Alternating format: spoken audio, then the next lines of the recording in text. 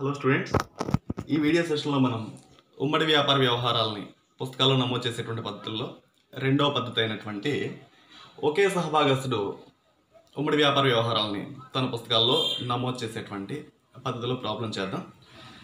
When only one co-venturer keeps record of joint venture transactions అనేటువంటి మోడల్లో problem చేద్దాం. మనం ముందుగా ప్రాబ్లం నోట్ చేసుకోండి.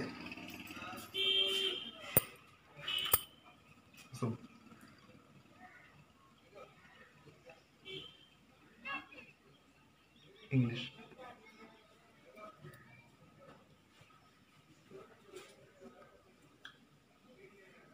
ఓకే. సరే, ముందుగా మనం ఎప్పటిలాగానే ప్రాబ్లం అనలైజ్ చేద్దాం. ఈ ప్రాబ్లంలో రామ్, మోహన్, రహీమ్ అనేటువంటి ముగ్గురు కోవెంచరర్స్ ఉన్నారు, ముగ్గురు సహభాగస్తులు ఉన్నారు. రామ్, మోహన్, రహీమ్ వీరు ముగ్గురు కలిపి జాయింట్ వెంచర్ ఉమ్మడి వ్యాపారంలోకి ఎంటర్ అయ్యారు. ఈ జాయింట్ వెంచర్ బిజినెస్ ఏంటన్నట్లయితే, ఈ ప్రాబ్లంలో మనం గమనించినట్లయితే సరుకును కొనుగోలు చేసి అమ్మడం అనేటువంటిది వీళ్ళ యొక్క వ్యాపారంగా ఉంది. Buying and selling of goods అనేటువంటిది జాయింట్ వెంచర్ బిజినెస్గా వీళ్ళు టేకప్ చేశారు. సరే, ఈ వ్యాపారంలో వచ్చినటువంటి లాభ నష్టాలని ఏ నిష్పత్తిలో పంచుకుంటారని ప్రాబ్లంలో చెప్పారేమో చూడాలి. ఈ ప్రాబ్లంలో వాళ్ళు ఏ నిష్పత్తిలో పంచుకుంటారనేది మెన్షన్ చేయలేదు. కాబట్టి మనమేం భావించాలంటే లాభ నష్టాలని సమానంగా పంచుకుంటారని. వాళ్ళు చెప్తే కనుక చెప్పినటువంటి నిష్పత్తి, ఇన్ కేస్ ప్రాబ్లంలో చెప్పకపోయినట్లయితే సమానంగా పంచుకున్నట్లుగా మనం భావించాలి. సో 1:1:1 ముగ్గురు ఉన్నారు కాబట్టి మొత్తం 3లో ఒక్కొక్కరిది ఒక్కొక్క భాగం 1/3:1/3:1/3 ఈ రకంగా లాభ నష్టాలను మీరు షేర్ చేసుకుంటారు. ఇక ఈ ప్రాబ్లంలో రామ్, మోహన్, రహీంలో ఒకరు అంటే రామ్ ఈ ఖాతా పుస్తకాలని నిర్వహించేటువంటి పనిని తీసుకున్నాడు. సో ఇక్కడ ఖాతా పుస్తకాలు రామ్ నిర్వహిస్తున్నాడు. అంటే రామ్ మాత్రమే పుస్తకాలలో వ్యవహారాలని నమోదు చేస్తుంటాడు. కాబట్టి రామ్ పుస్తకాల్లో వ్యవహారాలని నమోదు చేస్తున్నారు. In the books of Ram only the joint venture transactions are recording. Okay, Ram ఖాతా పుస్తకాలని నిర్వహిస్తాడు. ఇక ప్రాబ్లంను మనం అనలైజ్ చేసినట్లయితే ప్రాబ్లంలో చెప్పారు ముందుగా మోహన్, రామ్, మోహన్, రహీమ్ ముగ్గురు కూడా 5,000 రూపాయల చొప్పున 5,000 రూపీస్ ఈచ్ క్యాపిటల్ని కాంట్రిబ్యూట్ చేస్తున్నారు. ముగ్గురు 5,000 రూపాయలు దీనికి అవసరమైనటువంటి మొత్తాన్ని సమకూరుస్తున్నారు. రహీమ్, మోహన్ ఇద్దరు కూడా వాళ్ళ షేర్ 5,000 రూపాయలని, వాళ్ళ యొక్క కాంట్రిబ్యూషన్ 5,000 రూపాయలని రామ్కి పంపించడం అనేటువంటి జరిగింది. ఇక రామ్ కూడా క్యాపిటల్ కాంట్రిబ్యూట్ చేస్తాడు నిజానికి, కానీ తన మొత్తం తన దగ్గరే ఉంటుంది. రహీము, మోహన్ ఇద్దరు కూడా 5,000 రూపాయలు రామ్ దగ్గరికి పంపించినట్లుగా, మొత్తం రామ్ దగ్గర ఉన్నటువంటి తన భాగంతో కలిపి 15,000 రూపాయలు ఉన్నట్లుగా మనం అర్థం చేసుకోవచ్చు. ఇక అకౌంటింగ్ ట్రీట్మెంట్ దగ్గరికి వచ్చేసరికి రామ్ పుస్తకాలు రాస్తున్నాం కాబట్టి రామ్ ఇచ్చినటువంటి క్యాపిటల్ కాంట్రిబ్యూషన్ ఇది మనకి కనిపించదు. తనకి తాను ఇచ్చుకున్నటువంటి మొత్తం పుస్తకాల్లో నమోదు చేయడు కదా. ఇక ప్రాబ్లంలో ఇచ్చినటువంటి గత ప్రాబ్లంలో లాగానే మనకి ప్రాబ్లం ఇవ్వగానే ఈ జాయింట్ వెంచర్ ఉమ్మడి వ్యాపారానికి సంబంధించినటువంటి ఖర్చులు ఏమున్నాయి, దీనికి సంబంధించినటువంటి రాబడి ఏముందనేది మనం చూసుకోవాలి. సరే, ముందుగా జాయింట్ వెంచర్ సంబంధించినటువంటి రెవెన్యూ రాబడి మనం చూద్దాం. రాబడి ఏముందన్నట్లయితే ఈ ప్రాబ్లంలో వీళ్ళు వస్తువుల్ని అమ్మేటువంటి వ్యాపారం చేస్తున్నారు కాబట్టి అమ్మకాల ద్వారా రాబడి అనేటువంటిది వస్తుంది. కాబట్టి అమ్మకాల ద్వారా వచ్చినటువంటి రాబడి ఎంత అంటే 20,800 రూపాయలు. ఈ రాబడి అమ్మకాలు ఎవరు చేశారు? రామ్ చేశాడని చెప్పారు. ప్రాబ్లం ఇచ్చినటువంటిది యాజ్ ఇట్ ఈస్గా మనం తీసుకోవడమే. రామ్ అమ్మకాలు చేసినట్లుగా చెప్పారు మనకి. రామ్ 20,800 రూపాయలకి అమ్మకాలు అనేటువంటిది చేశాడు. కాబట్టి రాబడి అనేటువంటిది వచ్చింది. ఎవరి వద్దకు వచ్చిందంటే రామ్ వద్దకి వచ్చింది. సాధారణంగా ఎవరైతే పుస్తకాల్లో వ్యవహారాలు నమోదు చేస్తున్నారో వాళ్ళే ఎక్కువ భాగం కార్యకలాపాలు చేయడం జరుగుతుంది. మిగతా భాగస్తులు వాళ్ళ యొక్క క్యాపిటల్ కాంట్రిబ్యూట్ చేసి వ్యవహారాల్లో పెద్దగా పాలు పంచుకోకపోవడం మనం గమనించవచ్చు ఈ టైప్ మోడల్లో. సరే, రామ్ 20,800 రూపాయలు విలువ సరుకుని 20,800 రూపాయలకి అమ్మకం చేసి రాబడిని ఉమ్మడి వ్యాపారం నిమిత్తం పొందడం జరిగింది. ఇక ఖర్చులు జరిగినటువంటి వ్యయాలు మనం చూసినట్లయితే ప్రాబ్లంలో చెప్పారు రామ్, మోహన్, రహీమ్ ముగ్గురికి కూడా మనం సెపరేట్ చేద్దాం. ఖర్చులు ఎవరు చెల్లించారనేటువంటి దాన్ని బట్టి ముగ్గురికి సెపరేట్ చేసి రాసుకుందాం మనకి ఈజీగా అనలైజ్ చేయడం కోసమని. సరే, రామ్కి సంబంధించి ప్రాబ్లంలో ఏం చెప్పారన్నట్లయితే సరుకు కొనుగోలు 13,000 రూపాయలు విలువ కలిగినటువంటి సరుకు కొనుగోలు చేశాడు. ఇది రామ్లో రాశాను. తర్వాత ₹1000 విలువ కలిగినటువంటి సరుకుని రామ్ సప్లై చేశాడు. అలాగే రామ్ తాలూకా ఖర్చుల ప్రాబ్లంలో చెప్పారు చూడండి, ₹250 ₹250 ఖర్చుల నిమిత్తం రామ్ చెల్లించాడు అని చెప్పారు. ఇక మోహన్కి సంబంధించి ఖర్చులు ఏం చెప్పలేదు మనకి. మోహన్ చెల్లించినట్లుగా ఏ ఖర్చు మనకి చెప్పలేదు. ఇక రహీంకి సంబంధించి చెల్లించినటువంటి ఖర్చులు, ఈ ఖర్చులు అనేటువంటిది ఒకటి నగదు రూపంలో చెల్లించడం అయి ఉండొచ్చు, లేదంటే సరుకు రూపంలో అయి ఉండొచ్చు, లేదంటే సంస్థకి సంబంధించినటువంటి ఏదైనా ఖర్చుని వాళ్ళు బాధ్యతగా తీసుకోవడం కావచ్చు. ఏదేమైనప్పటికీ వాళ్ళు ఉమ్మడి వ్యాపారం చేసినటువంటి ఖర్చు కింద మనం భావించాలి. సో రహీం సరుకు సప్లై చేశాడు, ₹1500 విలువ కలిగినటువంటి సరుకు సప్లై చేశాడు. అలాగే ఒక ₹50 ₹50 ఎక్స్పెన్సెస్కి పే చేశాడు రహీం. సో ఇవి రహీం దగ్గర రాశాను. ఇక ప్రాబ్లంలో చివరిగా మనం చూసుకోవాల్సింది ఏంటన్నట్లయితే ఖర్చులు రాబడితో పాటుగా గతంలో మనం చెప్పుకున్నట్లుగానే ఉమ్మడి వ్యాపారం అయిపోయినాక మిగిలినటువంటి ఆస్తులు, సరుకు ఇటువంటివి భాగస్తులు ఎంతో కొంత విలువ లెక్క కట్టి తీసుకోవడం అనేటువంటి జరుగుతుంది. ఈ ప్రాబ్లంలో కూడా అలా చెప్పారు. మోహన్ అమ్ముడు కాకుండా మిగిలిపోయినటువంటి ఉమ్మడి వ్యాపారం సరుకు ఏదైతే ఉందో దాన్ని ₹500 విలువ కట్టి తీసుకున్నాడు. మోహన్ తీసుకున్నటువంటి సరుకు ఎంత అన్నట్లయితే ₹500. సరుకు ఇచ్చినటువంటి దానికి, సరుకు సరఫరా చేసిన దానికి సరుకు తీసుకుని పోవడం అనేటువంటిది ఆపోజిట్లో ఉంటుంది. ఇందాక వాళ్ళు ఏదైనా సరుకును సప్లై చేసినట్లయితే అది ఖర్చుల్లో రాసాం మనం. ఏదైనా సరుకును తీసుకుపోయినట్లయితే దాన్ని కూడా రాబడి కింద మనం భావించాలి. ఎందుకంటే ₹500 విలువకి సరుకు అతను తీసుకున్నాడంటే ₹500 అతను చెల్లిస్తాడు, లేదంటే అతనికి రావాల్సినటువంటి మొత్తంలో తగ్గించడం అనేటువంటి జరుగుతుంది. సో ఉమ్మడి వ్యాపారం దృష్ట్యా అది కూడా ఒక రకంగా రాబడి లాంటిది. ఈ రకంగా ప్రాబ్లంలు ఇచ్చారు మనకి. ఇక జర్నల్ ఎంట్రీస్ రాద్దాం. 1 by 1 వ్యవహారాలకి జర్నల్ ఎంట్రీస్ చిట్టాపద్దులు రాసుకుంటూ వెళ్దాం మనం. ముందుగా రామ్ పుస్తకాల్లో చిట్టాపద్దులు. ఇక్కడ పుస్తకాలు ఎవరు మెయింటైన్ చేస్తున్నారు? Ram. In the books of Ram journal entries మనం రాయాల్సి ఉంటుంది. సరే చూద్దాం. ఈ జర్నల్ ఎంట్రీస్ రాసేటప్పుడు ప్రాబ్లంలో మనం చెప్పినటువంటి ఆర్డర్ ప్రకారం రాసుకుంటూ వెళ్ళిపోతూ ఉంటాం. ఓకే, కొన్ని ముఖ్యమైనటువంటి విషయాలు ఏంటన్నట్లయితే జాయింట్ వెంచర్కి సంబంధించి ఉమ్మడి వ్యాపారం తాలూకా ఖర్చులన్నీ ఏ రకమైనటువంటి ఖర్చు జరిగినా ఉమ్మడి వ్యాపారం ఖాతా డెబిట్ అవుతుంది. ఉమ్మడి వ్యాపారానికి సంబంధించి ఏదైనా రాబడి వచ్చినట్లయితే ఉమ్మడి వ్యాపారం ఖాతా క్రెడిట్ అవుతుంది. సహభాగస్తులు ఏదైనా సంస్థకి ప్రయోజనాన్ని ఇచ్చినట్లయితే, ఉమ్మడి వ్యాపారానికి ఏదైనా వాళ్ళ ప్రయోజనాన్ని ఇచ్చినట్లయితే వాళ్ళ ఖాతా క్రెడిట్ అవుతుంది. ఉమ్మడి వ్యాపారం నుంచి ఏదైనా ప్రయోజనం వాళ్ళు పొందినట్లయితే వాళ్ళ ఖాతా డెబిట్ అవుతుంది. ఇవి ముఖ్యంగా మనం గుర్తుపెట్టుకోవాల్సినటువంటి విషయాలు. జాయింట్ వెంచర్ అనేటువంటిది స్వల్పకాలిక వ్యాపారం. ఇది ఒక స్వల్పకాలిక భాగస్వామ్యం కాబట్టి దీనిలో ఖాతాలు నమోదు చేసేటప్పుడు, ఖాతాలు నిర్వహించేటప్పుడు నెంబర్ ఆఫ్ అకౌంట్స్ ప్రిపేర్ చేయరు. మనం ఇందాక చెప్పుకున్నటువంటి అకౌంట్స్ ఏవైతే ఉన్నాయో, అంటే జాయింట్ వెంచర్ అకౌంట్, సహభాగస్తుల ఖాతాలు మాత్రమే రాయడం అనేటువంటి జరుగుతుంది. బుక్స్లో ఖాతాలు కూడా నెంబర్ ఆఫ్ అకౌంట్స్ ఓపెన్ చేసేటువంటి పరిస్థితి ఇక్కడ ఉండదు. నార్మల్గా మనం చేసేటువంటి వ్యాపారంలో అయితే ప్రతి ఐటమ్కి కూడా ఒక సెపరేట్ ఖాతా మనం తయారు చేయడం అనేటువంటి జరుగుతుంది. కానీ ఉమ్మడి వ్యాపారంలో లిమిటెడ్ నెంబర్ ఆఫ్ అకౌంట్స్ అనేటువంటిది తయారు చేస్తూ ఉంటారు. ప్రతి దానికి కూడా ప్రత్యేకించి ఒక అకౌంట్ అనేటువంటిది పెట్టడం అనేటువంటి జరగదు. ఉదాహరణకి వేతనాలు అనేటువంటి ఐటమ్ మనం తీసుకున్నట్లయితే సాధారణంగా మనం వ్యవహారాలు నమోదు చేసేటప్పుడు సాధారణ వ్యాపారంలో అయినట్లయితే వేతనాల ఖాతా ఒకటి ఉంటుంది. కానీ ఉమ్మడి వ్యాపారం దగ్గరికి వచ్చేసరికి ఈ రకంగా వేతనాలకి లేదంటే కనుక ఇతరత్ర ఖర్చుల పేరుతో రకరకాలైనటువంటి ఖాతాలు ఉండవు. ఇవన్నీ కూడా నేరుగా తీసుకుని వెళ్ళి ఉమ్మడి వ్యాపారం ఖాతాకి మనం డెబిట్ చేసేస్తూ ఉంటాం. ఇదే ఒకటి గుర్తుపెట్టుకోవాల్సినటువంటి విషయం. ఈ పాయింట్స్ మనకి బ్రెయిన్లో ఉన్నట్లయితే ఉమ్మడి వ్యాపారం కోసం చిట్టాపద్దులు రాయడం కానీ ఖాతాలు తయారు చేయడం కానీ పెద్ద కష్టమైనటువంటి పని ఏం కాదు. సరే చూద్దాం. చిట్టాపద్దులు మొదటగా రామ్ పుస్తకాల్లో మనం రాస్తున్నాం. రామ్కి ₹5,000 మోహన్, అదేవిధంగా ₹5,000 రహీం వాళ్ళ యొక్క మూలధనం కింద సమకూర్చడం జరిగింది. దీనికి మనం మొదటి చిట్టాపద్దు రాయాలి. సరే, నెంబర్ 1 మొదటి చిట్టాపద్దు రామ్ పుస్తకాల్లో మనం రాస్తున్నాం. రామ్ యొక్క బ్యాంక్ ఖాతా నిల్వ పెరిగింది కాబట్టి, నగదు వచ్చింది కాబట్టి బ్యాంక్ ఖాతా డెటార్ 10,000 టు మోహన్ 5,000 రహీం 5,000 ఇవ్వడం ద్వారా ప్రయోజనం ఇచ్చారు కాబట్టి ప్రయోజనం ఇచ్చే వ్యక్తిగత ఖాతాను మనం క్రెడిట్ చేయాలి కాబట్టి మోహన్ ఖాతా 5,000, రహీం ఖాతా 5,000. ఈ రకంగా రాస్తాం మొదటి ఎంట్రీ. వాళ్ళు ఉమ్మడి వ్యాపారం కోసం మొత్తాన్ని సమకూర్చినప్పుడు, ఉమ్మడి వ్యాపారం కోసం మోహన్, రహీం నగదు సమకూర్చినందున being amount contributed by Mohan and Rahim for joint venture. ఇక తర్వాత వ్యవహారాలు, ఖర్చులు, రాబడికి సంబంధించినటువంటి చిట్టాపద్దులు చూసినట్లయితే ముందుగా సరుకు కొనుగోలు చేశాడని చెప్పారు. రామ్ సరుకు కొనుగోలు చేశాడు. ఈ సరుకు కొనుగోలు చేయడం అనేటువంటిది ఉమ్మడి వ్యాపారం యొక్క ఖర్చు కాబట్టి జాయింట్ వెంచర్ అకౌంట్ ఉమ్మడి వ్యాపార ఖాతా డెటార్ 13,000 టు ఈ మొత్తాన్ని రామ్ చెల్లించాడు. ఇందాక రామ్కి నగదు వచ్చినప్పుడు బ్యాంక్ ఖాతాని మనం డెబిట్ చేసాం. ఇప్పుడు నగదు తానే చెల్లిస్తున్నాడు కాబట్టి టు బ్యాంక్ ఖాతా అని రాయాలి. ఉమ్మడి వ్యాపార ఖాతా డెటార్ 13,000 టు బ్యాంక్ ఖాతా. ఖర్చు ఉమ్మడి వ్యాపారానికి కాబట్టి ఖర్చు వచ్చిన సందర్భంలో ఉమ్మడి వ్యాపారాన్ని డెబిట్ చేసాం.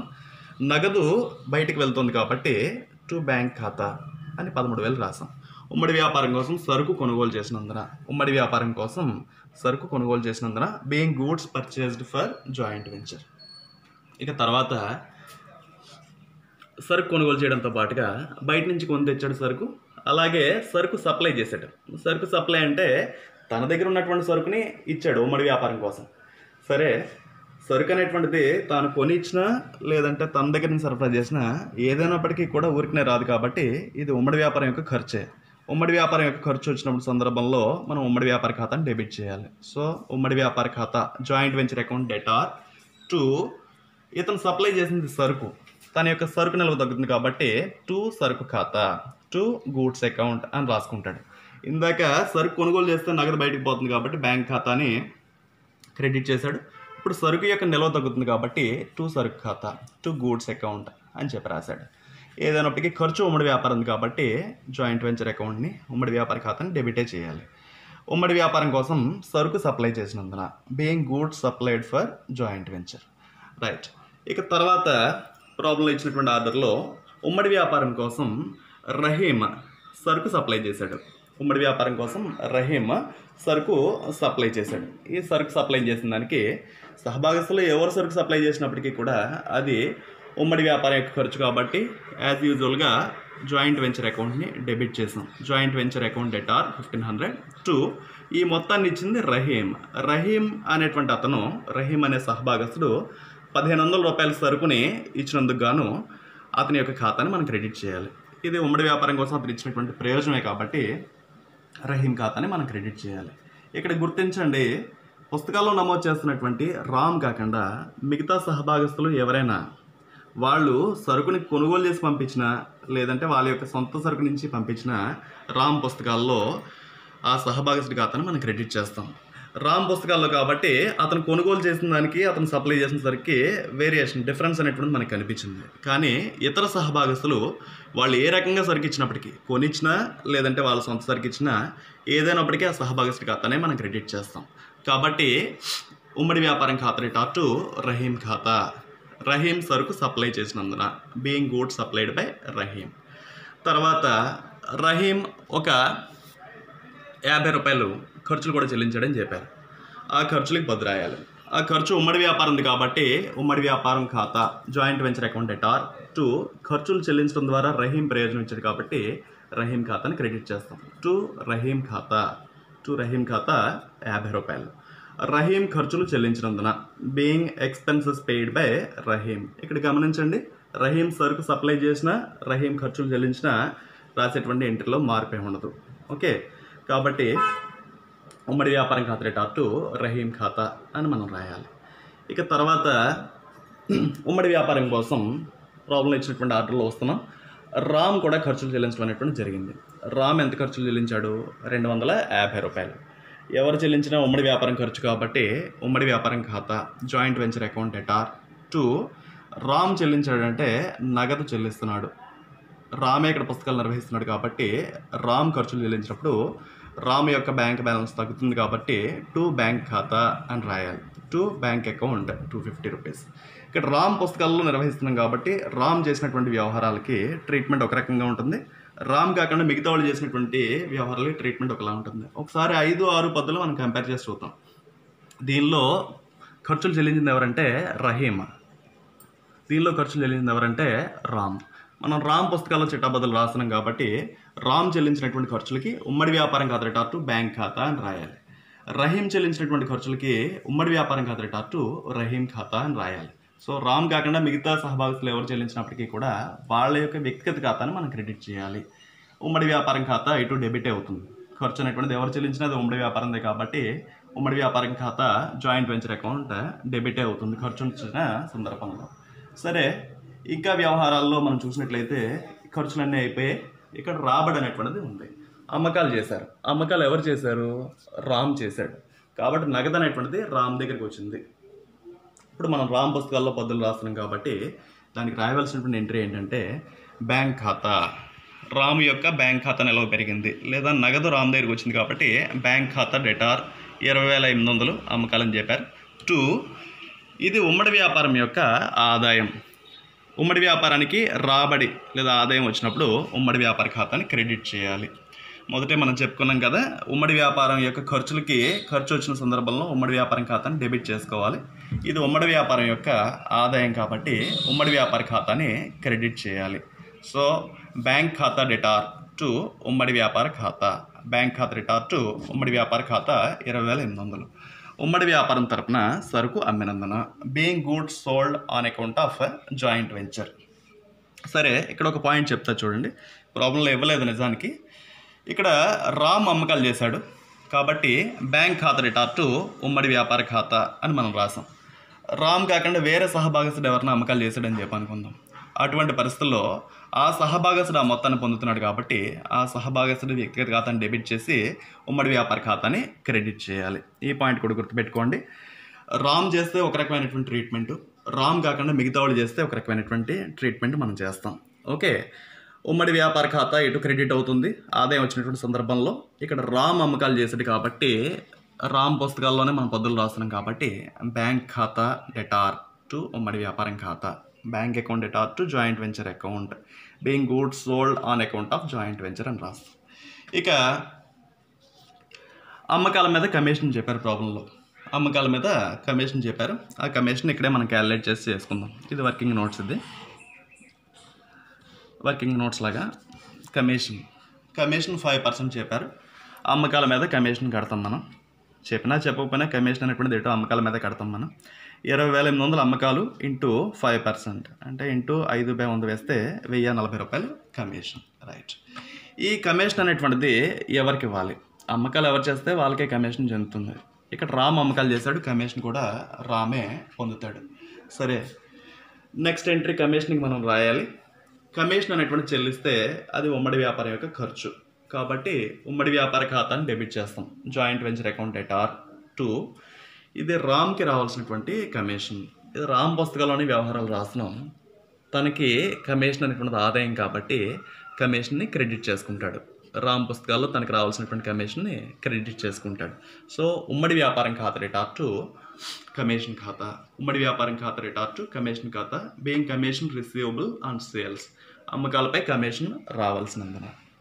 ఇక్కడ ఒకసారి ఆగి చూద్దాం. ఈ ప్రాబ్లంలో అయితే కనుక రామ్ అమ్మకాలు చేపట్టాడు. రామ్ కాకుండా సపోజ్ ఉన్నటువంటి మోహన్ కానీ రహీం కానీ అమ్మకాలు చేశారని చెప్పి అనుకుందాం. అటువంటి పరిస్థితుల్లో కమిషన్ ఎవరికి వెళ్తుందంటే ఎవరైతే అమ్మకాలు చేస్తారో వాళ్ళకే మనం కమిషన్ ఇవ్వాలి. అటువంటి పరిస్థితుల్లో మనం ఏం చేయాలంటే జాయింట్ వెంచర్ అకౌంట్ ఉమ్మడి వ్యాపారం ఖాతా డెటార్ టు ఎవరికైతే మనం కమిషన్ ఇవ్వాలో అతని తాలూకా వ్యక్తిగత ఖాతాను మనం క్రెడిట్ చేయాలి. ఈ కమిషన్ మొత్తం అతనికి ఇవ్వాల్సి ఉంది కాబట్టి అతని యొక్క వ్యక్తిగత ఖాతాను మనం క్రెడిట్ చేయవలసి ఉంటుంది. సో అది అనమాట డిఫరెన్స్. ఎవరి పుస్తకాల్లో అయితే మనం పద్దులు రాస్తున్నాం వాళ్ళు చేసినటువంటి వ్యవహారానికి మిగతా వాళ్ళు చేసినటువంటి వ్యవహారానికి ట్రీట్మెంట్ అలా మారుతుంది. ఉమ్మడి వ్యాపార ఖాతా డెటార్ టు ఏ సహభాగస్తుడు అయితే రామ్ కాకుండా ఉన్నటువంటి సహభాగస్తుడు ఎవరైనా కమిషన్ పొందుతుంటే అతని యొక్క వ్యక్తిగత ఖాతాను మనం క్రెడిట్ చేయాలి. సరే, ఇక్కడ కేసు అది కాదు. ఉమ్మడి వ్యాపారం ఖాతా డెటార్ టు కమిషన్ ఖాతా రామ్ పుస్తకాల్లో రాసాం. అమ్మకాలపై కమిషన్ రావాల్సినందున being commission receivable on sales. ఇక కమిషన్ కూడా మనం పద్దు రాసేసాక ఫైనల్గా మిగిలినటువంటిది ఏంటన్నట్లయితే సరుకు మోహన్ తీసుకున్నాడు. 500 రూపాయలు విలువ కట్టి మోహన్ సరుకును తీసుకున్నాడు. సరుకును తీసుకున్నప్పుడు ఇందాక మనం చెప్పాం, సరుకు ఎవరైనా తీసుకున్నట్లయితే అది ఒక రకంగా ఉమ్మడి వ్యాపారానికి ఆదాయం లాంటిదే. ఆదాయం వచ్చినటువంటి సందర్భంలో ఉమ్మడి వ్యాపారం ఖాతాను మనం క్రెడిట్ చేస్తాం. ఇక డెబిట్ ఏం చేస్తామంటే 500 రూపాయలు విలువ కలిగినటువంటి సరుకుని మోహన్ తీసుకున్నాడు కాబట్టి మోహన్ ప్రయోజనం పొందినట్లుగా మనం భావించి మోహన్ ఖాతా డెటార్ టు ఉమ్మడి వ్యాపారం ఖాతా. Mohan account debtor to joint venture account. ఇది ఈజీగా గుర్తుపెట్టుకోవాలంటే సరుకు సప్లై చేసినప్పుడు మనం రాసేటువంటి ఎంట్రీ ఏదైతే ఉందో దాన్ని మనం రివర్స్ చేయాలి. సరుకు సప్లై చేస్తే ఉమ్మడి వ్యాపారం ఖాతా డెటార్ టు సప్లై చేసినటువంటి సహభాగస్తుడి ఖాతా మనం రాస్తాం. అదేవిధంగా సరుకు అతను తీసుకుపోయినట్లయితే అదే ఎంట్రీని మనం రివర్స్ చేసి ఆ సహభాగస్తుడి ఖాతా రేట్ R2 ఉమ్మడి వ్యాపారం ఖాతా అని మనం రాయాలి. సో రివర్స్ ట్రీట్మెంట్ అనమాట. సరుకు ఇచ్చిన దానికి సరుకు తీసుకున్న దానికి. అమ్మకం కాని సరుకును మోహన్ తీసుకున్నందున being unsold stock taken by Mohan. So ఈ రకంగా ఇచ్చినటువంటి వ్యవహారాలకి మనం జర్నల్ ఎంట్రీస్ రాసినాక నెక్స్ట్ ఇంకా ఒక 2 ఎంట్రీస్ మనం రాయవలసి ఉంటుంది. వాటికి మనం గ్యాప్ ఉంచుకున్నాక మనం లెడ్జర్ అకౌంట్స్లోకి వెళ్ళాలి. సరే 9 ఎంట్రీస్ని మనం నోట్ చేసినాక ఇచ్చినటువంటి వ్యవహారాలకి యాజ్ ఇట్ ఈస్గా మనం జర్నల్ ఎంట్రీస్ రాసేసి మనం ఖాతాల తయారీకి వెళ్ళాలి. సరే ఒకే సహభాగస్తుడు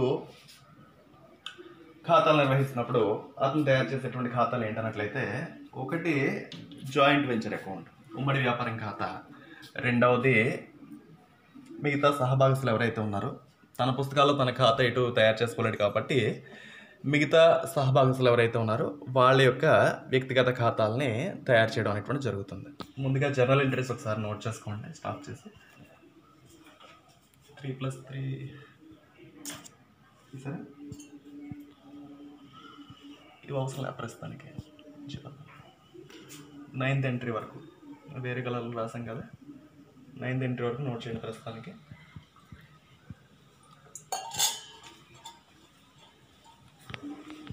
సరే ఇక లెడ్జర్ అకౌంట్స్లోకి వద్దాం. రామ్ పుస్తకాల్లో in the books of Ram ఉమ్మడి వ్యాపార ఖాతా జాయింట్ వెంచర్ అకౌంట్ మనం తయారు చేద్దాం. ఉమ్మడి వ్యాపార ఖాతా జాయింట్ వెంచర్ అకౌంట్. సరే చిట్టాపద్దుల ఆధారంగా వద్దాం మనం. మొదటి చిట్టాపద్దు చూడండి. బ్యాంక్ ఖాతా రేట్ R2 మోహన్ ఖాతా రహీం ఖాతా. దీనిలో ఉమ్మడి వ్యాపారం అనేటువంటి మాట లేదు కాబట్టి ఈ ఎంట్రీ మనం ఉమ్మడి వ్యాపార ఖాతాలో రికార్డ్ చేయాల్సిన అవసరం లేదు. ఇక రెండవది ఉమ్మడి వ్యాపారం ఖాతా రేట్ R2 బ్యాంక్ ఖాతా. మనం వేస్తుంది ఉమ్మడి వ్యాపారం ఖాతా కాబట్టి ఉమ్మడి వ్యాపారం ఖాతాలో టు బ్యాంక్ ఖాతా టు బ్యాంక్ అకౌంట్ అని రికార్డ్ చేసాం 13,000.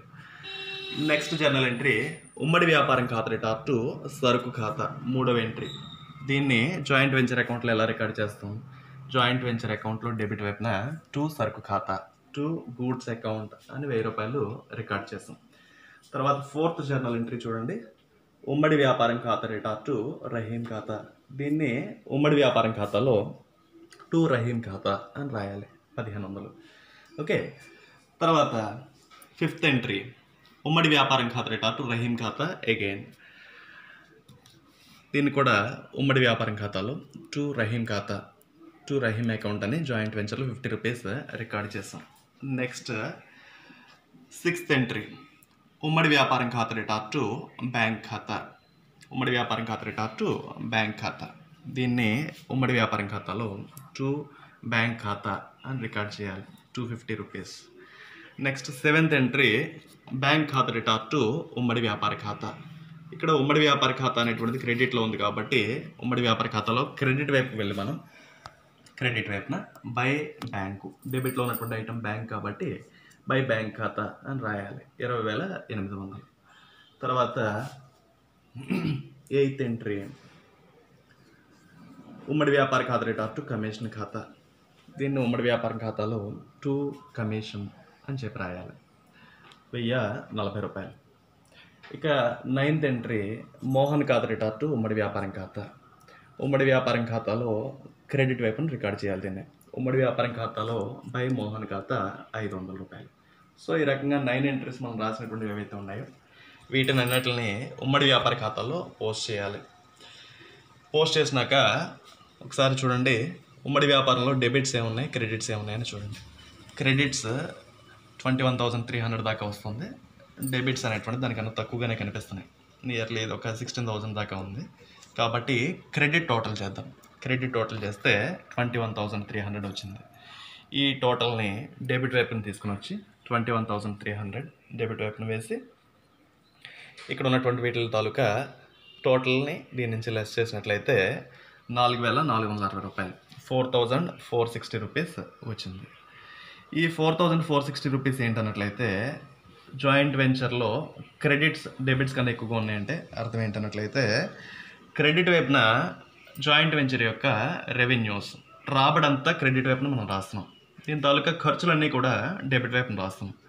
రాబడి ఖర్చుల కన్నా ఎక్కువగా ఉందంటే ఈ 4,460 రూపాయలని మనం లాభం కింద అర్థం చేసుకోవాల్సి ఉంటుంది. సో 4,460 రూపాయలు లాభం. ఈ వచ్చినటువంటి లాభాన్ని సహభాగస్తులకి పంచాలి.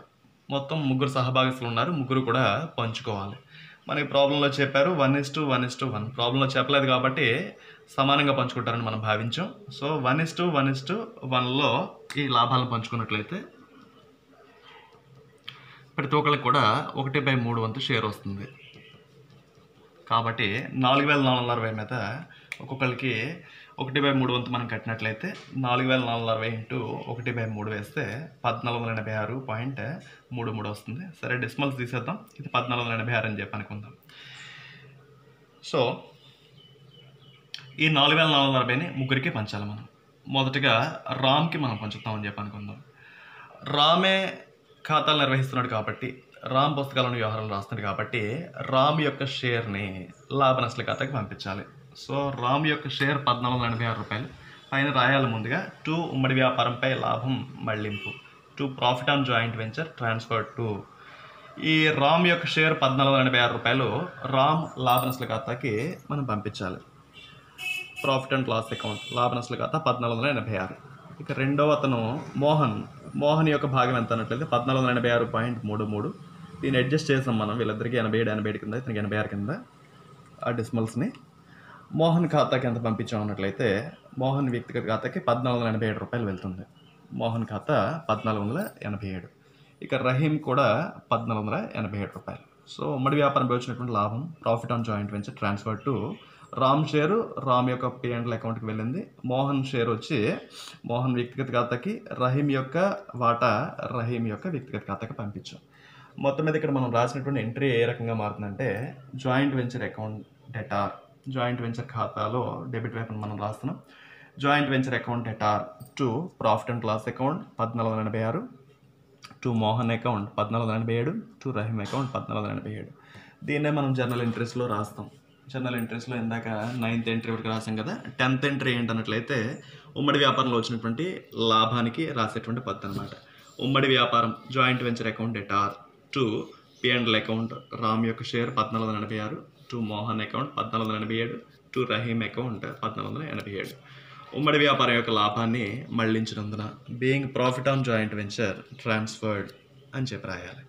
సో ఈ రకంగా ఉమ్మడి వ్యాపార ఖాతాను మనం తయారు చేయడం ద్వారా ఉమ్మడి వ్యాపారం మీద వచ్చినటువంటి లాభం నష్టం ఎంత అనేది తెలుసుకుని లాభం వచ్చింది.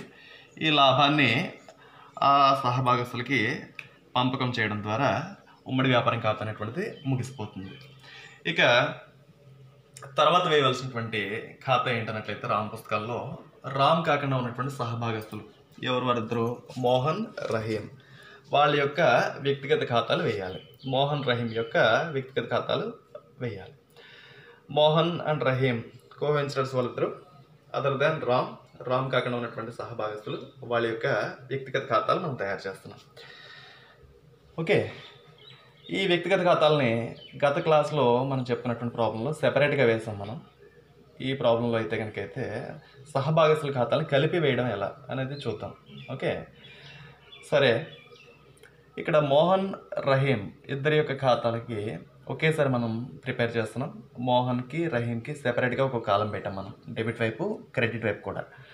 మోహన్ కాలంలో పడినటువంటివన్నీ కూడా మోహన్ అకౌంట్లో పడినట్టుగా, రహీం కాలంలో పడినటువంటివన్నీ కూడా రహీం అకౌంట్కి సంబంధించినట్లుగా మనం భావించాల్సి ఉంటుంది. సరే, గతంలో మనం 3 కాలం క్యాష్ బుక్ చేసినప్పుడు క్యాష్కి సంబంధించినవన్నీ క్యాష్ కాలంలో, బ్యాంక్కి సంబంధించినటువంటి ట్రాన్సాక్షన్స్ అన్ని బ్యాంక్ కాలంలో మనం ఎలా వేసామో ఇది కూడా అటువంటిదే. సైమిల్టేనియస్గా ఇద్దరు అకౌంట్స్ మనం వేస్తాం అన్నమాట. సరే, ముందుగా మోహన్ అకౌంట్ మనం తయారు చేస్తున్నట్లుగా భావిద్దాం.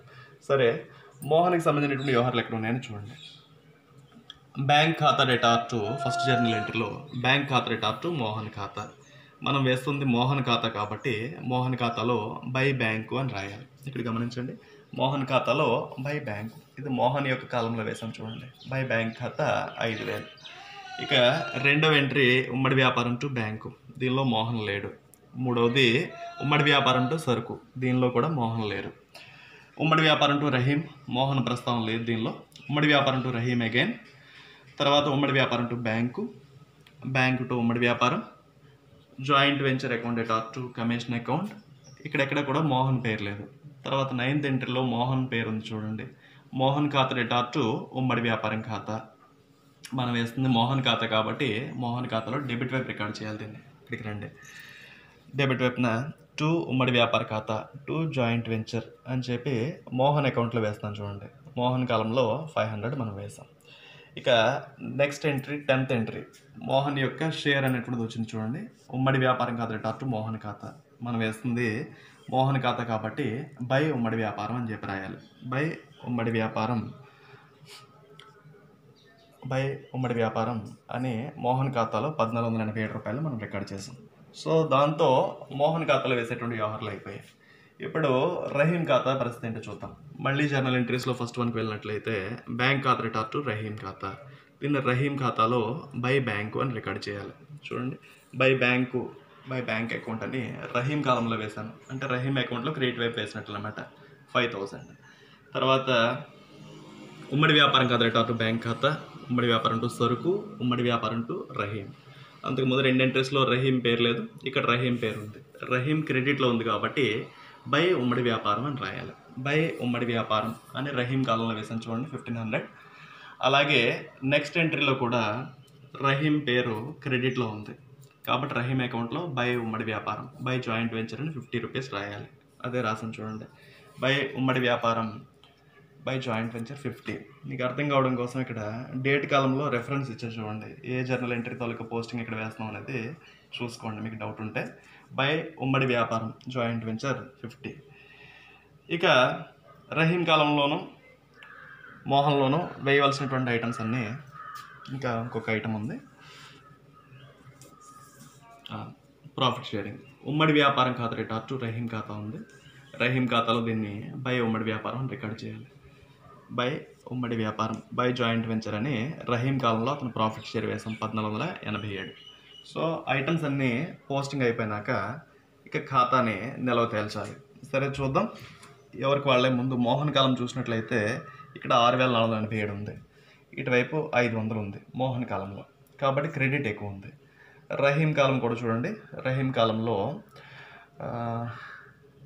ఇక్కడ కూడా డెబిట్స్ ఏం లేవు కదా, 8037 క్రెడిట్స్ ఎక్కువ ఉన్నాయి కాబట్టి క్రెడిట్స్ టోటల్ చేసాం. ఇతని యొక్క కాలం ఎంత అంటే 6487, ఇతని యొక్క కాలం 8037.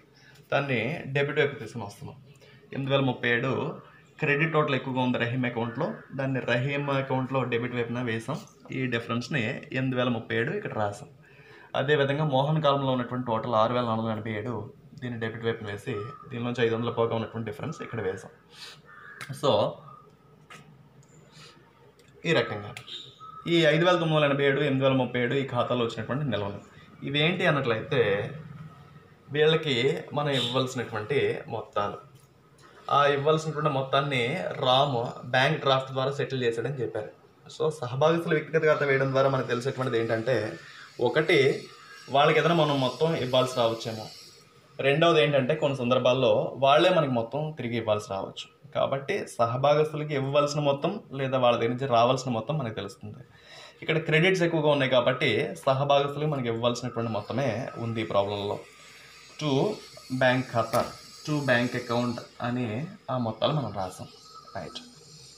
సో ఇక్కడ మనం రాసినటువంటి ఎంట్రీ ఏంటంటే మోహన్ ఖాతా debtor 5987, Rahim account debtor 8037 to bank ఖాతా అనమాట.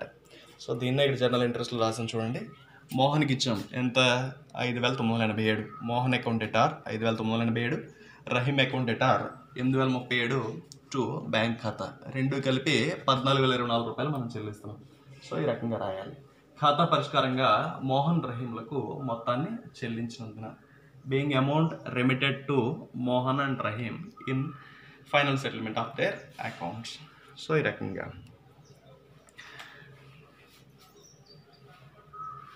ఇక ఈ రకంగా వ్యక్తిగత ఖాతాలని అదేవిధంగా జాయింట్ వెంచర్ అకౌంట్ని మనం తయారు చేస్తాం. జాయింట్ వెంచర్ అకౌంట్ తయారు చేయడం ద్వారా లాభం లేదా నష్టం తెలుసుకుందాం. వ్యక్తిగత ఖాతాలను తయారు చేయడం ద్వారా వాళ్ళకి చెల్లించవలసినటువంటి మొత్తం ఎంత అనేది మనం తెలుసుకుందాం. ఇక ఈ ప్రాబ్లమ్నే మనం జర్నల్ ఎంట్రీస్ సపోర్ట్తో ఇంతవరకు లెడ్జర్ అకౌంట్స్ మనం ప్రిపేర్ చేస్తాం. జర్నల్ ఎంట్రీస్ లేకుండా నేరుగా ప్రాబ్లమ్ని బట్టి లెడ్జర్ అకౌంట్స్ ప్రిపేర్ చేయడం ఎలా, ఇది పెద్ద కష్టమైనటువంటి పనేం కాదు, ఈజీగానే మనం చేయొచ్చు. ఒకసారి చూద్దాం ఈ ప్రాబ్లంకి సంబంధించి. ఉమ్మడి వ్యాపార ఖాతా తయారు చేద్దాం. ముందుగా జర్నల్ ఎంట్రీ సపోర్ట్ లేకుండా నేరుగా ప్రాబ్లం బట్టి ఉమ్మడి వ్యాపార ఖాతా వేయాలంటే గుర్తుపెట్టుకోవాల్సిన విషయాలు 2. ఒకటి, ఉమ్మడి వ్యాపారం యొక్క ఖర్చులన్నీ డెబిట్. 2, ఉమ్మడి వ్యాపారం తాలూకా రాబడంతా క్రెడిట్. సరే, ఈ ప్రాబ్లంలో చూసినట్లయితే ముందుగా ఉమ్మడి వ్యాపారం యొక్క ఖర్చులు ఏమున్నాయని చూద్దాం. ఉమ్మడి వ్యాపారం కోసం రామ్ సరుకు కొనుగోలు చేశాడు. దాన్ని ఉమ్మడి వ్యాపార ఖాతాలో టు బ్యాంక్ ఖాతా, రామ్ చేసినటువంటి వాటికి టు బ్యాంక్ ఖాతాని వాడతాం. టు బ్యాంక్ ఖాతా 13,000. తర్వాత రామ్ సప్లై చేసినటువంటి సరుకుకి టు సరుకు ఖాతా, టు గూడ్స్ అకౌంట్ 1000 రూపాయలు. డెబిట్ వైపున ఖర్చు కాబట్టి ఉమ్మడి వ్యాపార ఖాతాలో డెబిట్ వైపున రాస్తాం మనం. తర్వాత రహీం సప్లై చేసినటువంటి సరుకు ఉంది. రహీం సప్లై చేసినటువంటి సరుకుకి టు రహీం ఖాతా. రామ్ కాకుండా ఉన్నటువంటి సహభాగస్తులు ఎవరైనా ఏ రకమైన ఖర్చు పెట్టినా సరుకు సప్లై చేసినా వాళ్ళ యొక్క వ్యక్తిగత ఖాతాని రాయాలి. టు రహీం ఖాతా, రహీం సరుకు సప్లై చేసింది 1500. అదేవిధంగా రహీం చేసినటువంటి ఖర్చులకి టు రహీం ఖాతా 50 రూపీస్. ఇవన్నీ ఖర్చులే కాబట్టి జాయింట్ వెంచర్ అకౌంట్లో డెబిట్ వైపున పడతాయి. రామ్ చేసినటువంటి ఖర్చులకి టు బ్యాంక్ ఖాతా. రామ్ ఖాతా పుస్తకాలు నిర్వహిస్తున్నాడు కాబట్టి, రామ్ నగదు చెల్లించాడు కాబట్టి టు బ్యాంక్ ఖాతా అని మనం రాయాలి. టు బ్యాంక్ ఖాతా 250 రూపీస్. ఇక ఉమ్మడి వ్యాపారం మీద వచ్చినటువంటి రాబడి, అమ్మకాలు అనేటువంటి రాబడి కాబట్టి బై బ్యాంకు. రామ్ చేసాడు కాబట్టి అమ్మకాలు బై బ్యాంకు అని చెప్పి రాయాలి. రామ్ కాకుండా వేరే సహభాగస్తులు ఎవరైనా చేసినట్లయితే వాళ్ళ పేరు రాయాలి. By bank account 20,800. రామ్ చేసినటువంటి అమ్మకాలని క్రెడిట్ వైపున మనం రాస్తాం. అమ్మకాలు తోడితేనే ఉండేటువంటిది ఏంటన్నట్లయితే కమిషన్. కమిషన్ అనేటువంటిది ఉమ్మడి వ్యాపారం యొక్క ఖర్చు కాబట్టి డెబిట్ వైపున రాయాలి. To commission. రామ్కు కమిషన్ ఇచ్చినటువంటిది అనమాట, ఇవ్వాల్సినటువంటి మొత్తం to commission. In case sales అనేటువంటిది రామ్ కాకుండా వేరే అతను చేసి అతని కమిషన్ ఇవ్వాలంటే వాళ్ళ యొక్క వ్యక్తిగత ఖాతాను మనం రాయవలసి ఉంటుంది. ఓకే, గమనించండి. రామ్ బుక్స్లో మనం రాస్తున్నాం కాబట్టి రామ్ చేసినటువంటి వ్యవహారాలకు ఒక రకంగా రాస్తాం, రామ్ కాకుండా మిగతా వాళ్ళు చేసినటువంటి వ్యవహారాలకు ఒక రకంగా రాస్తాం. రామ్ తప్పించి మిగతా వాళ్ళు ఏం చేసినప్పటికీ కూడా వాళ్ళ యొక్క వ్యక్తిగత ఖాతాలే వస్తుంటాయి. రామ్ చేసిన దానికి మాత్రమే పేర్లు మారుతూ ఉంటాయి అన్నమాట. రామ్ ఖర్చులు తెలిస్తే బ్యాంక్ వస్తుంది, సరుకు కొనుగోలు చేస్తే బ్యాంక్ వస్తుంది, సరుకు సప్లై చేస్తే సరుకు వస్తుంది, కమిషన్ రామ్కి ఇవ్వాలంటే కనుక కమిషన్ వస్తుంది. రామ్ పుస్తకాల్లో కమిషన్ అని పిలుస్తాడు కదా, రైట్. టు కమిషన్ అని చెప్పి 1040. ఇక మోహన్ సరుకు తీసుకున్నాడు. సరుకు తీసుకున్న దానికి ఎవరైనా సరుకు తీసుకున్నట్లయితే కనుకైతే దాన్ని క్రెడిట్ వైపున రాయాలి. సరుకు సప్లై చేస్తే డెబిట్ వైపున, సరుకు తీసుకుని పోతే కనుకైతే క్రెడిట్ వైపున. బై మోహన్ ఖాతా, బై మోహన్ అకౌంట్ అని 500 మనం వేసాం. సో ఈ రకంగా మనం రికార్డ్ చేసి ఖాతాని నిలవ తేల్చేసాం. దానిదైనా మనం తెలుసుకోవాల్సింది ఏంటంటే జాయింట్ వెంచర్ యొక్క ఖర్చులన్నీ డెబిట్, జాయింట్ వెంచర్ యొక్క రాబడంతా క్రెడిట్. క్రెడిట్ ఎక్కువగా ఉందంటే రాబడి ఎక్కువగా ఉంది కాబట్టి లాభం వస్తుంది. ఒకవేళ వ్యయాలు డెబిట్స్ ఎక్కువగా ఉన్నట్లయితే నష్టం వస్తుంది. ఇది ఒక రకంగా మనం తయారు చేసినటువంటి కన్సైన్మెంట్ అకౌంట్ లాంటిదే. ఓకే, ఇక సహభాగస్తుల వ్యక్తిగత ఖాతాలు జర్నల్ ఎంట్రీ సపోర్ట్ లేకుండా ఎలా వేయాలి అన్నట్లయితే దీనిలో రామ్ అనేటువంటి పేరు ఉండదు. రామ్ పుస్తకాల్లో రామ్ ఖాతా అనేటువంటిది మనం ఉండదు కాబట్టి మోహన్ రహీం ఖాతాలు 2 కూడా తయారు చేస్తున్నాడు. ఒక వ్యక్తిగత ఖాతా మనకి ఏదైనా ప్రయోజనం ఇస్తే అది క్రెడిట్నా, వ్యక్తిగత ఖాతా ఏదైనా ప్రయోజనం పొందితే అది డెబిట్ వైపున మనం రాయాల్సి ఉంటుంది. ఇంకో రకంగా చెప్పాలంటే ఒక వ్యక్తిగత ఖాతాకి మనం ఇవ్వాల్సినటువంటివన్నీ కూడా క్రెడిట్ వైపున, ఆ వ్యక్తిగత ఖాతా మనకి ఇవ్వాల్సినటువంటివన్నీ కూడా డెబిట్ వైపున మనం రాస్తాం. సరే, మోహన్ రహీం ఖాతాల్లో గమనించండి. ముందుగా వాళ్ళు ఇచ్చినటువంటి క్యాపిటల్కి బై బ్యాంక్ ఖాతా. వాళ్ళు ఇచ్చినటువంటి మొత్తం ఇచ్చినటువంటి ప్రయోజనం కాబట్టి ఏ రూపంలో ఇచ్చారు? నగదు. బై బ్యాంక్ ఖాతా అని మోహన్ 5,000, రహీం 5,000 వాళ్ళ యొక్క ఖాతాలో క్రెడిట్ వైపున రాసాం. గమనించండి, ఏం చేతంటే వాళ్ళు మనకి ఇచ్చినటువంటి ప్రయోజనం అది, లేదా వాళ్ళ దగ్గర నుంచి మనం పొందినటువంటి ప్రయోజనం, మనం తిరిగి ఇవ్వాల్సినటువంటి మొత్తం అది. తర్వాత ఉమ్మడి వ్యాపారం కోసం అని చెప్పి రహీం సరుకు సప్లై చేశాడు. కాబట్టి రహీం ఇచ్చినటువంటి ప్రయోజనం కాబట్టి ఇది రహీం ఖాతాలో క్రెడిట్ వైపున, ఉమ్మడి వ్యాపారం కోసం ఇచ్చినటువంటిది కాబట్టి బై ఉమ్మడి వ్యాపారం అని చెప్పి 1500. అదేవిధంగా అతను చేసినటువంటి ఖర్చులు కూడా సేమ్ అదే ట్రీట్మెంట్, బై ఉమ్మడి వ్యాపారం, బై జాయింట్ వెంచర్ అని చెప్పి 50 రూపీస్. సో రహీం తాలూకా క్యాపిటల్, రహీం పెట్టినటువంటి ఖర్చులు, రహీం సరఫరా చేసినటువంటి సరుకు. దీంతో పాటుగా ఉమ్మడి వ్యాపారం అవగానే దీని మీద వచ్చినటువంటి లాభాన్ని కూడా వాళ్ళకి మనం ఇవ్వాల్సి ఉంటుంది. ఈ లాభం మొత్తాన్ని వాళ్ళకి మనం ఇవ్వాలంటే దాన్ని కూడా మనం క్రెడిట్ వైపునే రాస్తాం. బై జాయింట్ వెంచర్, ఉమ్మడి వ్యాపారంలో లాభం ఎంత? రహీం యొక్క వాటా 1487.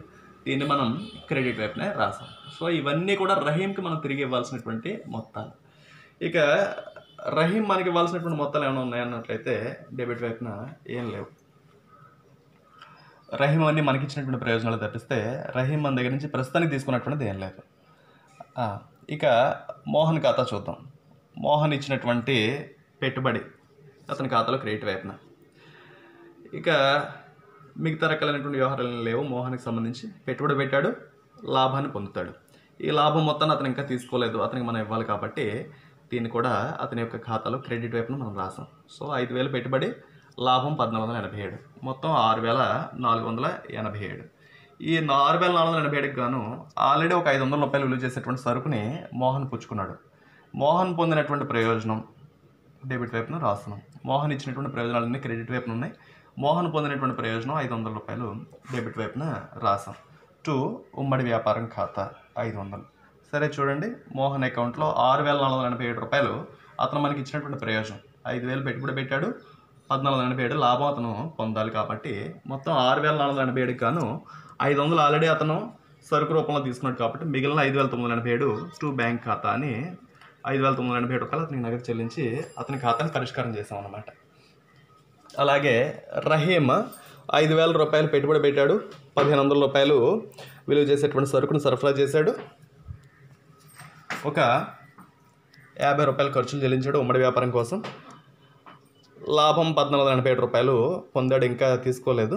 సో మొత్తంగా 8,037 రూపాయలు అతను మనకి ప్రయోజనం ఇచ్చినట్లు. ఈ 8,037కి గాను అతను ఏది కూడా తీసుకోలే, డెబిట్ వైపున ఏం రికార్డు చేయలేదు. సో 8,037 రూపాయలు మనం రహీంకి చెల్లించాలి. సో 8,037 రహీంకి డ్రాఫ్ట్ ద్వారా చెల్లించినప్పుడు టు బ్యాంక్ ఖాతా, టు బ్యాంక్ అకౌంట్ అని 8,037 మనం రాసాం. సో ఈ రకంగా అకౌంట్స్ అనేటువంటిది పూర్తవుతాయి. జనరల్ ఇంట్రెస్ట్ నోట్ చేశారా? జాయింట్ వెంచర్ అకౌంట్ నోట్ చేసుకోండి.